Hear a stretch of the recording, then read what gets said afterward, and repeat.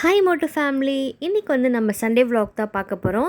So இன்றைக்கி வந்து பார்த்திங்கன்னா நாங்கள் வந்து டொமேட்டோ பிக்கிள்ஸ் தான் வந்து மேக் பண்ண போகிறோம். ஸோ மே மந்த் இன்னும் வரல. ஸோ அதுக்குள்ளே வந்து பார்த்திங்கன்னா வெயில் வந்து செம்மையாக அடிக்குது.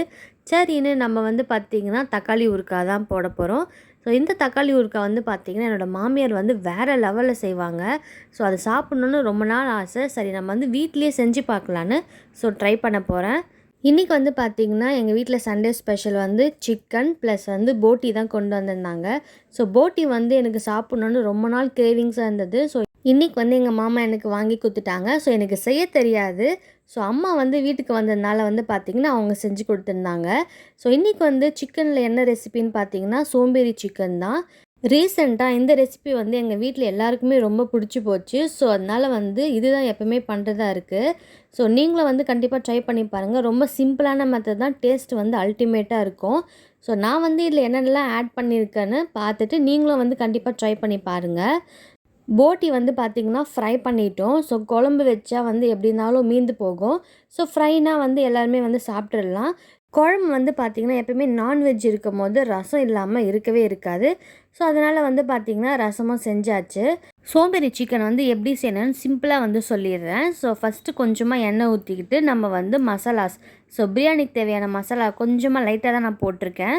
ஸோ நம்ம அந்த மிக்சிங் பண்ணி வச்சுருக்கல வந்து கரம் மசாலா ஆட் பண்ணிக்கோங்க. நான் அதில் வந்து ஆட் பண்ணலை. இது வந்து பார்த்திங்கன்னா எண்ணெயிலே வந்து ஒரு 20 மினிட்ஸ் வந்து நல்லா குக் ஆகட்டும், க்ளோஸ் பண்ணி வச்சுட்டு. ஸோ அப்புறமா வந்து அதிலே வந்து தண்ணி விட்டுரும். இல்லைனாலும் நம்ம வந்து கொஞ்சம் தண்ணி ஆட் பண்ணணும். சிக்கன் வந்து பார்த்திங்கன்னா நல்லா சாஃப்டாக வந்து வெந்துடும். அண்ட் ஃபைனலாக வந்து பெப்பரும் கொஞ்சமாக வந்து கொத்தமல்லி அண்ட் லெமன் வந்து ஸ்வீஸ் பண்ணிவிட்டு நீங்கள் வந்து கேஸ் ஆஃப் பண்ணிடலாம்.